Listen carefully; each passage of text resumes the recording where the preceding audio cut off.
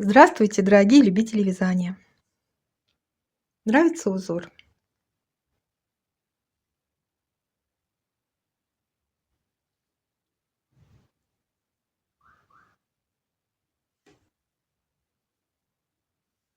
Если нравится, то давайте его свяжем.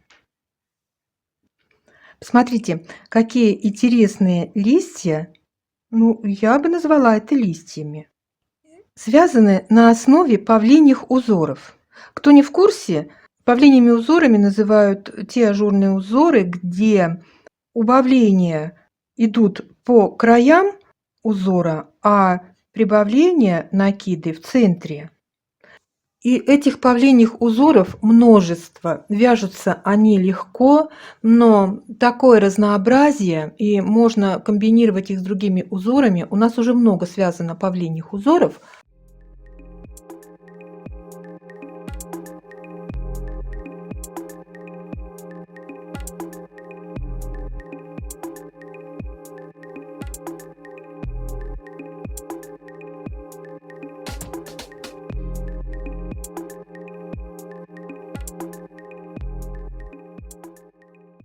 Ссылки на мастер-классы по этим узорам вы найдете под этим видео.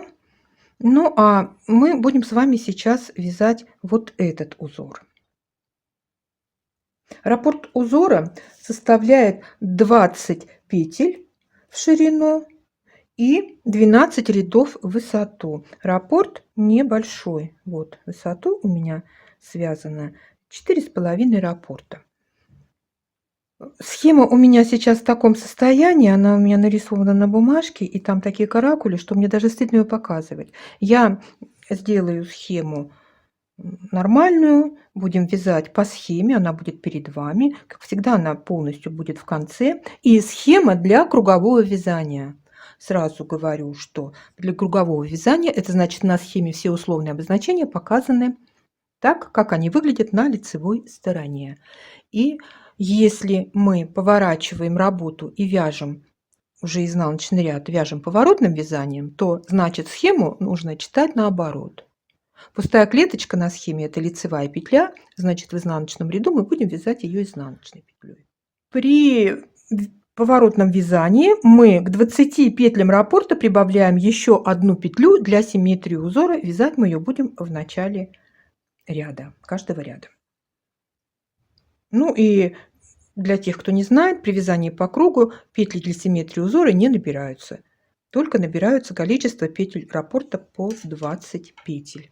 Давайте будем начинать.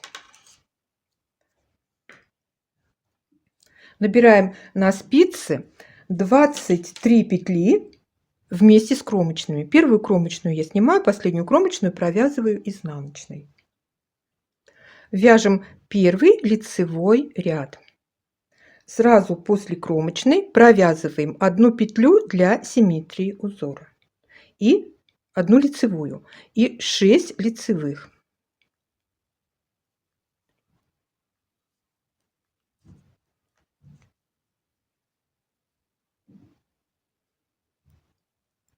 Далее 2 петли вместе провязываем лицевой с наклоном вправо. Делаем накид, 1 лицевая. Снова делаем накид, 1 лицевая. Еще раз делаем накид, 1 лицевая. И еще раз делаем накид. Всего 4 накида. Далее 2 вместе провязываем лицевой с наклоном влево. И 7 лицевых у нас будет до конца ряда.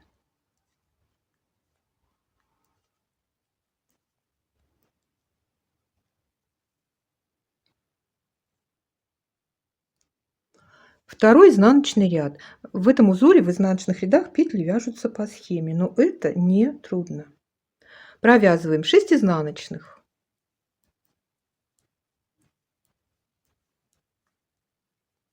Далее 2 петли провязываем вместе изнаночной скрещенной. Я знала 2 способа провязывания. петель, 2 вместе изнаночной скрещенной, и мне наша подписчица Ольга из Телеграма подсказала еще третий способ, о котором я уже 100 лет вяжущая не знала. Это так интересно, это так здорово, это так быстро получается. Ну, в общем, здорово всегда что-то узнавать. Большое спасибо. Я вам сейчас покажу все 3 способа. Вот первый способ. 2 вместе нужно провязать изнаночной скрещенной. Меняем петли местами так, чтобы вторая петля сзади обогнула первую. Возвращаем петли на левую спицу, вторая петля на первом месте, и провязываем 2 вместе изнаночной. У нас на лицевой стороне они провязались как 2 вместе лицевой с наклоном влево, точно так же, как показано на схеме. Далее. На схеме закрашенная клеточка. Это значит нет петли. Пропускаем ее, не обращаем внимания и вяжем дальше. 7 изнаночных.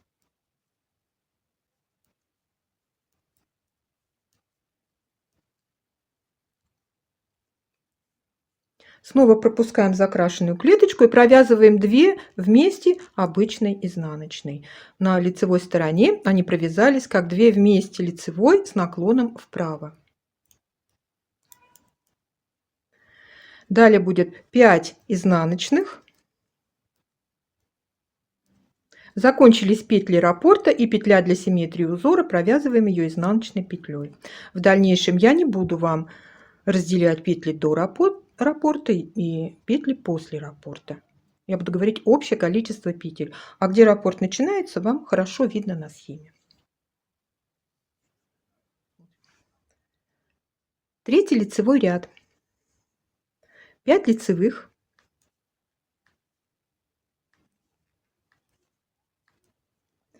2 вместе лицевой с наклоном вправо. Теперь уже я перешла на бабушкины петли. Я вяжу бабушкиными. После наборного края петли лежат как при классическом способе вязания. И 2 вместе лицевой просто провязывали за передние стенки. Сейчас я бабушкиными петлями. Мне нужно петли развернуть, чтобы их удобно было подхватывать, и они красиво провязывались. Не перекрещенные, чтобы были. Вот 2 вместе лицевой с наклоном вправо. Далее 2 лицевых. И снова накид, лицевая, накид, лицевая, накид, лицевая, накид. 2 лицевых и 2 вместе лицевой с наклоном влево. 5 лицевых до конца ряда.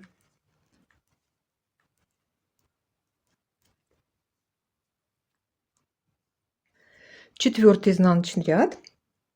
Провязываем 4 изнаночных. 2 вместе нужно провязать изнаночной скрещенной. Показываю второй способ. Смотрите дальше, покажу третий, самый интересный. Подхватываем обе петли сзади.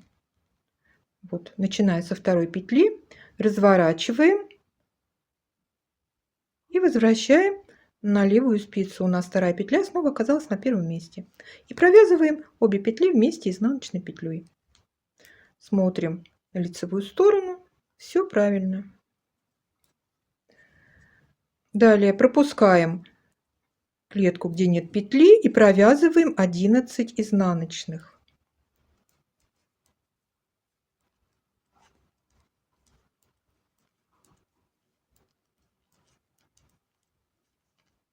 Далее снова пропускаем закрашенную клеточку и провязываем 2 вместе простой изнаночной.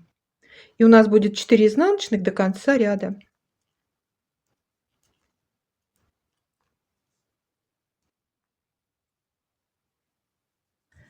Пятый лицевой ряд. 3 лицевых. 2 вместе провязываем лицевой с наклоном вправо. 4 лицевых. Снова накид, лицевая, накид, лицевая, накид, лицевая, накид. 4 лицевых. 2 вместе лицевой с наклоном влево. И 3 изнаночных в конце ряда.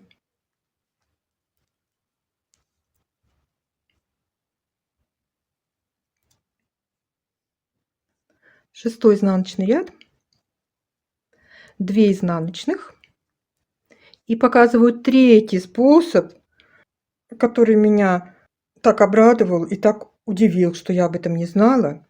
Провязываем 2 вместе изнаночной скрещенной, накидываем вторую петлю на первую и провязываем петлю на левой спице изнаночной петлей.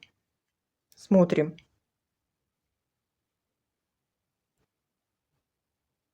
Все 3 способа рабочие, все 3 способа провязываются, показывают одинаковый результат. Спасибо Ольге, я просто в восторге от полученных знаний. Дальше вяжем 15 изнаночных.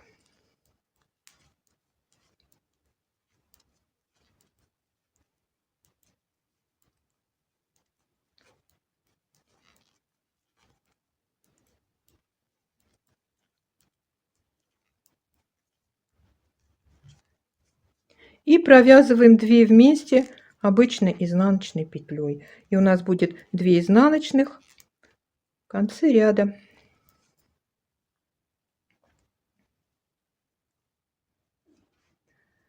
Провязали 6 рядов, половину раппорта в высоту. У нас лист расширялся, и теперь мы будем его сужать во второй половине узора. 7 лицевой ряд. Сразу после кромочной провязываем лицевую, делаем накид. Лицевая, накид. 2 вместе провязываем лицевой с наклоном в левую сторону. 13 лицевых.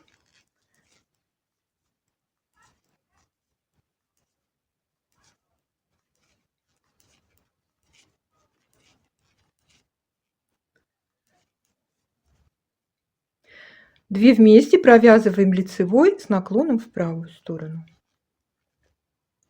Далее делаем накид, лицевая, накид, лицевая.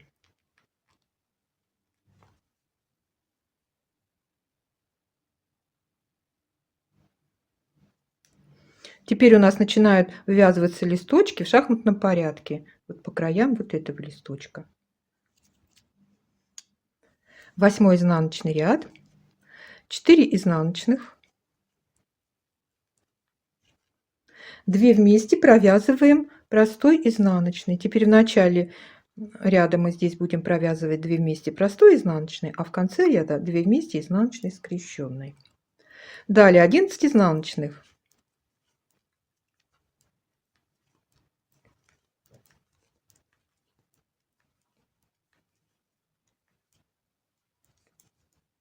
Две вместе провязываем изнаночной скрещенной.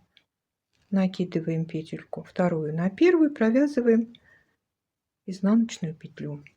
И у нас будет 4 изнаночных в конце ряда.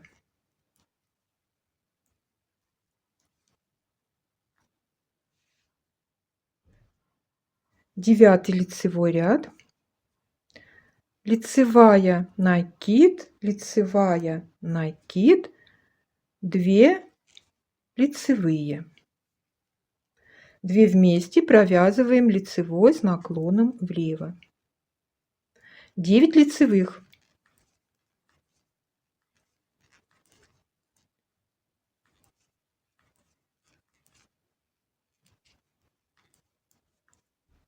Две вместе провязываем лицевой с наклоном вправо.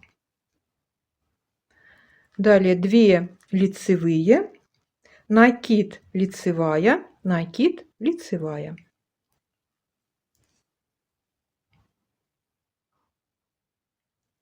Десятый изнаночный ряд, 6 изнаночных,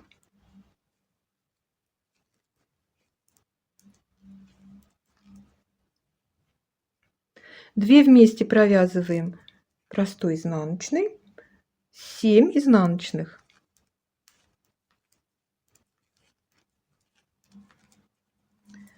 2 вместе провязываем изнаночной скрещенной. Я до того привыкла вот уже менять петли местами, что это у меня автоматически происходит.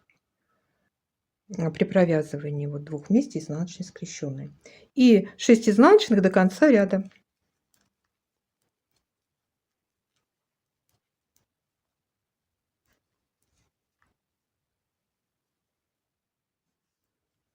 Одиннадцатый лицевой ряд. Лицевая накид, лицевая накид, 4 лицевых. 2 вместе лицевой с наклоном влево, 5 лицевых. 2 вместе лицевой с наклоном вправо. 4 лицевых. Накид, лицевая, накид, лицевая. 12 изнаночный ряд, последний ряд раппорта. 8 изнаночных.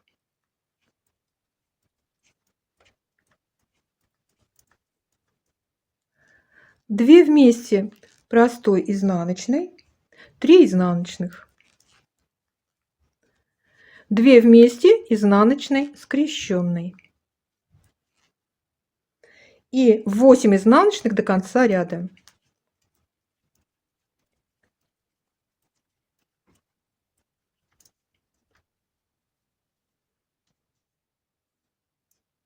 Посмотрите, какой красивый получается элемент.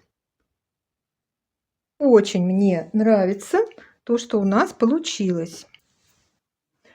Здесь тонкие нитки 50 грамм 200 метров, это акрил, спицы номер 2,5. Здесь полушерсть 50 грамм 135 метров, спицы номер 3. Прекрасно узор будет смотреться из любых ниток, будь то хлопок, будь то шерсть, будь то смесовки с ними, неважно. Узор будет смотреться великолепно. Ставьте лайки, если вам понравился этот узор, пишите комментарии, подписывайтесь на наш канал, присоединяйтесь к нам везде, где мы есть в интернете. А я желаю вам здоровья и мира, добра и позитива, удачи и ровных легких петелек. Пока-пока!